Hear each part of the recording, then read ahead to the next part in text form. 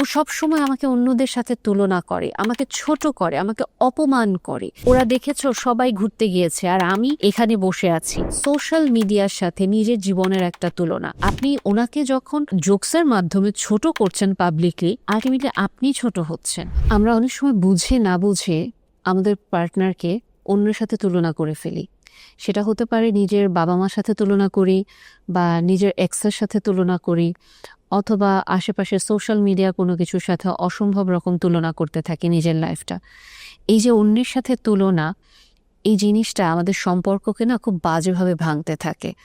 কারণ আপনি তুলনা করছেন, হয়তো বলছেন তোমার রান্না আমার মায়ের মতো মজার হয় না, বা তুমি আমার বাবার মতো এত সুন্দরভাবে এই কাজটা করতে পারো না। তুমি যখন এই কাজগুলো করো না তখন আমার মনে হয় আমার পাস্ট রিলেশনশিপে আমি অনেক ভালো ছিলাম, ও তো এই কাজগুলো করতো, এবং তুমি কখনোই আমাকে হেল্প করো না ওর থেকে গেট ওভার হতে বা ওর থেকে মুভ অন করতে।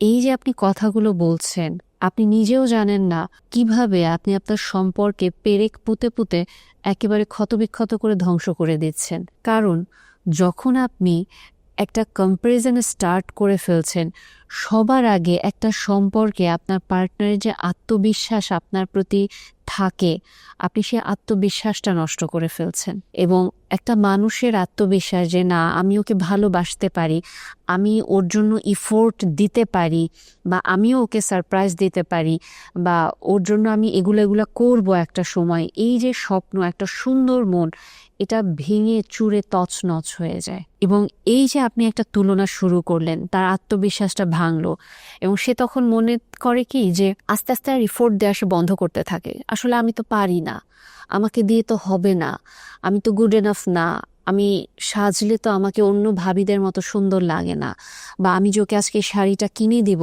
ও তো এটা খুশি হবে না, আমার রুচি তো ভালো না, ও তো অন্যদের রুচিতে পড়ে। এই যে একটা দূরত্ব, আপনি কিন্তু তুলনা করলেন, ভাবলেন কি তুলনার কারণে ও আরো ভালো কিছু আমাকে দিবে, কিন্তু এই তুলনার কারণে উনি যে এফোর্টগুলো আপনার জন্য করতেন, এফোর্ট আপনাকে দেওয়ার ট্রাই করতেন, ওই চেষ্টাগুলো উনি আস্তে আস্তে বন্ধ করে ফেলছেন। এবং আপনার মনে ক্ষোভ তৈরি হচ্ছে যে আগে তো যা একটু দিত তাও ভুল করে দিত, আর এখন তো দেয়ই না। অথচ আপনি কিন্তু দেখতেও পাচ্ছেন না যে আপনার কারণেই উনি ওই চেষ্টাগুলো বন্ধ করে দিলেন। ওনার এফোর্ট এখন জিরোর পর্যায়ে চলে গেল, এবং ওখান থেকে আস্তে আস্তে করে না ওনার মনে একটা পর্যায়ে কিন্তু ক্ষোভ তৈরি হবে। ক্ষোভ তৈরি কেন হবে? কারণ ওনার কাছে সবসময় মনে হবে যে আমি যাই করি না কেন আমি কখনো যথেষ্ট না, ওকে আমি খুশি করতে পারবো না, ও অকৃতজ্ঞ, বা ও সব সময় আমাকে অন্যদের সাথে তুলনা করে, আমাকে ছোট করে, আমাকে অপমান করে। এই যে ক্ষোভগুলো তৈরি হচ্ছে, এটাতেও কিন্তু আপনার পার্টনার আপনার কাছ থেকে দূরে যাচ্ছে। কিন্তু আসলে আপনি তুলনাটা কেন করেছিলেন? আপনি কিন্তু তুলনা করেছিলেন যে আপনি আসলে ওনার কাছ থেকে আরো বেটার কিছু চান। তার মানে আপনার যে প্রকাশ ভঙ্গিটা ছিল, বা যা দিয়ে আপনি তার আগ্রহ বাড়াতে চেয়েছেন বা তার লেভেল আপ করতে চেয়েছেন, ওটা তো হলোই না, বরং আপনার জন্য হিতে বিপরীত হচ্ছে। কিন্তু তার ক্ষোভ জমা শুরু হচ্ছে, এবং একটা পর্যায়ে গিয়ে না সে অলওয়েজ ইনসিকিউর হওয়া স্টার্ট করবে যে আসলে ও আমাকে কার সাথে তুলনা করে। আমি মনে হচ্ছে অনবরত অদৃশ্য কারোর সাথে একটা যুদ্ধ করে যাচ্ছি, আবার নিজেকে প্রমাণ করতে হবে, আমি মনে হচ্ছে পরীক্ষার হলে দাঁড়িয়ে আছি, এই বুঝি আমার ভুল ধরবে। এবং যখন আপনি আপনার এক্সের সাথে তুলনা করবেন, এটা খুব ফ্রিকোয়েন্টলি অনেকেই করে ফেলেন, এই জায়গাটাতেও আপনাকে এটা মাথায় রাখতে হবে, আপনার এক্সের সাথে তুলনা করা মাত্র এটা একটা ছেলে বা মেয়ের জন্য অসম্ভব ড্যামেজিং। তার মানে কি আমার হাজব্যান্ড বা আমার ওয়াইফ এখনও তার এক্সকে নিয়ে চিন্তা করে, ওখান থেকে সে মুভ অন করতে পারে নাই, তাহলে সে আমাকে বিয়ে করলো কেন? আমাকে ঠকালো কেন? আমাকে কেন ওই মানুষটার সাথে আসলে তুলনা করবে? কারণ সে তো আলাদা, আমি তো আলাদা, তার কিছু স্ট্রেংথ আছে, আমার ডিফারেন্ট স্ট্রেংথ আছে, কিন্তু আমি কেন তার সাথে আসলে কম্পিট করতে থাকবো? অনেক সময় এটাই তাদের এই যে একটা কম্পিটিশন, ইনসিকিউরিটি তাদের মাঝে এটাও তৈরি হয়ে যায়। তার মানে ও কি তাহলে আমার চেয়ে বেটার কাউকে পেলে চলে যাবে? ও কি আসলে তাহলে আমাকে ভালোবাসে না? মানে আমি কি কখনোই ওর জন্য গুড এনাফ হব না? তখন না আপনি যদি অপোজিট জেন্ডার কারোর সাথে, আপনার কোনো ইন্টেনশন নাই, নেগেটিভ ইন্টেনশন, তাও আপনি একটু কথা বলছেন, কিন্তু তার কাছে মনে হবে কি ও ও তো আমার সাথে হেসে কথা বলে না, অন্যের সাথে হেসে কথা বলেছে, তার মানে ও আমার চেয়ে গুড এনাফ, ও আমার চেয়ে অনেক ভালো। ওখান থেকে ধীরে ধীরে যে জিনিসটা তৈরি হবে, উনিও একটা পর্যায়ে আপনাকে দোষ দেওয়া শুরু করবেন, এবং উনিও যেটা বলা শুরু করবেন, তুমিও তো এটা পারো না, তুমিও তো ওটা করো না, কই আমি তো তোমাকে ধরি না। এবং সম্পর্ক ধীরে ধীরে কি হচ্ছে, তিক্ত থেকে তিক্ততর হচ্ছে। এবং এখানে যেই জিনিসটা আপনাকে মাথায় রাখতে হবে যে দেখেন, অনেক সময় আমরা হয়তো আমার পার্টনারকে চাইছি যে উনি আমার জন্য আরেকটু চেষ্টা করুক, উনি আমাকে আরেকটু খুশি করার জন্য চেষ্টা করুক, আমার জন্য এটা করুক ওটা করুক। আপনি না ওনার সাথে প্রশংসা করেন। আমরা যেভাবে ছোট বাচ্চাদের বিহেভিয়ার ফর্ম করাই না, যে ওদেরকে বলে দেই যে তুমি এই কাজটা করো, এরপরে আমরা ওদেরকে রিওয়ার্ড দিচ্ছি, তারপরে প্রশংসাটা পেয়ে ওরা আরেকটু বেশি করছে। সো আপনাকে মডিফাইড ওয়েতে আপনার পার্টনারের বিহেভিয়ার ফর্ম করতে হবে।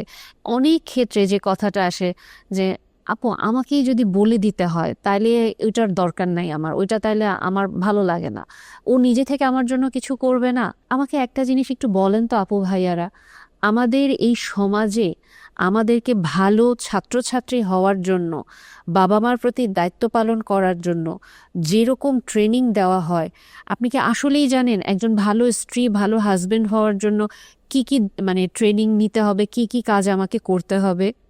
আমাদেরকে আসলেই এটা বলা হয় না। মানে মেয়েদেরকে যাও একটু বলা হয় মুখ বুজে থাকবা, হাজবেন্ড যা বলবে সবকিছু শুনবা, তর্ক করবা না।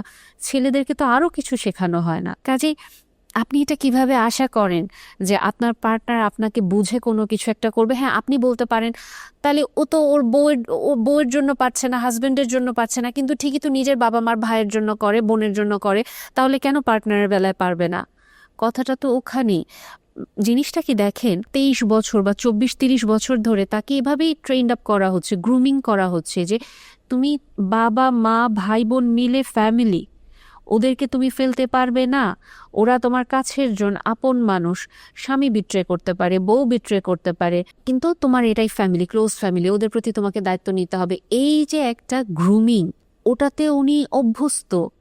এখন আসলেই যখন আপনি বউ বা স্বামী আপনার জন্য কিছু করবে, হ্যাঁ উনি করতে পারবে, বিলিভে উনি আপনাকে ভালোবাসে, কিন্তু আপনাকে একটু গ্রুমিং করতে হবে। এবং উনি যদি আসলে গুডউইল পার্সন হন, আপনার একটু উৎসাহে উনি আপনার জন্য আসলে অনেক দূর চলে যাবেন।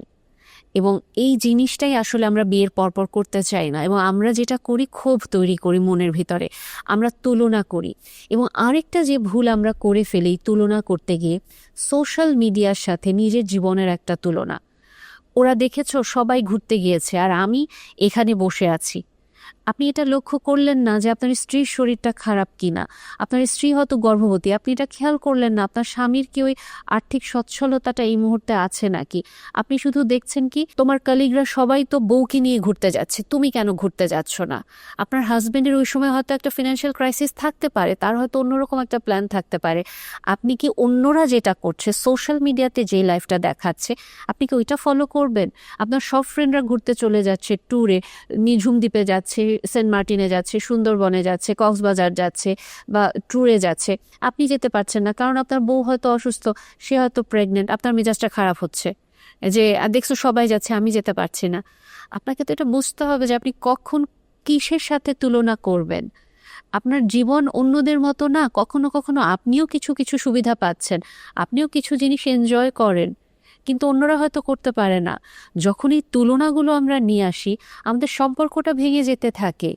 এবং আমাকে অবশ্যই আমার পার্টনারের সিচুয়েশন অ্যানালাইসিস করতে হবে, বুঝতে হবে, সাপোর্ট করতে হবে।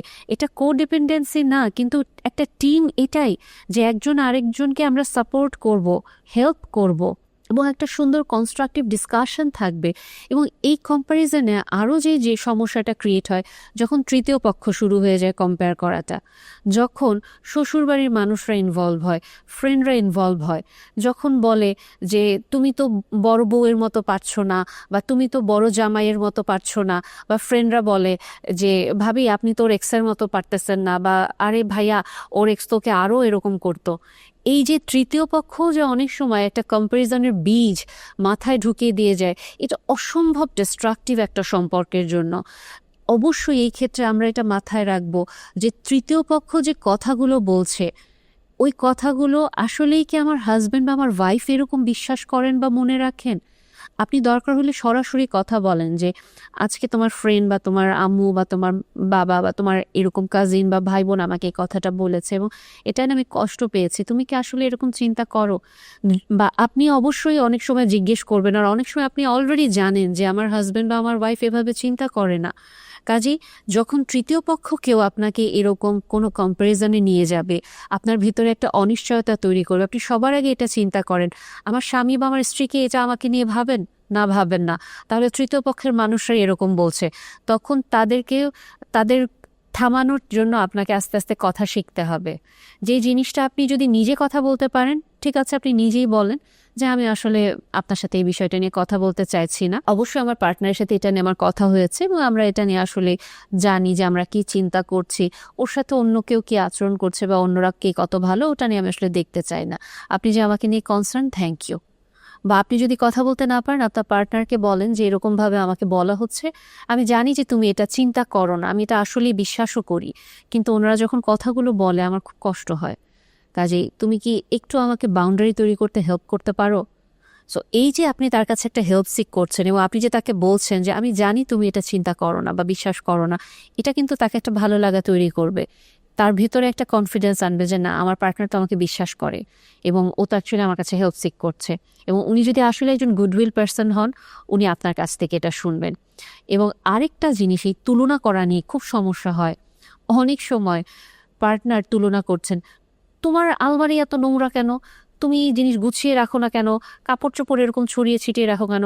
এবং ইন্টারেস্টিংলি আরেকজন পার্টনার বলবে, আপু ও যে আমার এত ভুল ধরে, ও নিজে কি পরিমাণ অগোছালো আপনার কোনো ধারণা নাই।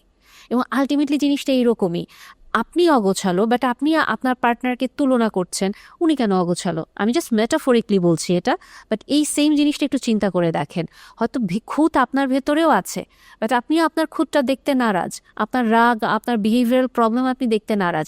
আপনার শুধু ধ্যান জ্ঞান একটাই, আপনার পার্টনারকে আপনার কারেকশন করতে হবে, ওকে ঠিক করতে হবে। এর জন্য সব মানুষের তুলনা নিয়ে পাবলিকলি হিউমিলিয়েট করে ফেলেন তাকে, সবার সামনে আপনি মজা নিতে থাকেন। এবং আপনার গল্পের টপিকটাই ওটা যে আপনি আপনার পার্টনারকে ছোট করবেন, আপনি জোকস করবেন, আপনার পার্টনারকে কম্পেয়ার করে, মানে ছোট করে আপনি জোকস করছেন। এটা তো আসলে জোকস না, আপনি আপনার পার্টনারকে অন্যদের সাথে তুলনা করছেন। এবং দ্বিতীয়ত, আপনি ওনাকে যখন জোকসের মাধ্যমে ছোট করছেন পাবলিকলি, আলটিমেটলি আপনি ছোট হচ্ছেন। কারণ দিন শেষে অন্য মানুষরা গসিপ খুব পছন্দ করে, সংসারের ভিতরে অশান্তিটা শুনতেও ওটা গসিপই পছন্দ করে। এবং এটাই ভাবে যে এই ভদ্রলোক বা এই ভদ্রমহিলা কতটা চিপ যে নিজের ঘরের কথা এসে এরকম সব বলে দিচ্ছে। এবং আপনাকে অ্যাকচুয়ালি তখন আপনি ছোট হচ্ছেন। কাজেই আপনি যখন তুলনা করছেন, বুঝে বা না বুঝে, সজ্ঞানী অথবা অবচেতনভাবে আপনি এই জিনিসটা করছেন, এটা ভয়ঙ্করভাবে আপনার সম্পর্কগুলোকে আঘাত করতে থাকে এবং আপনাকে এই ব্যাপারে সচেতন হতে হবে।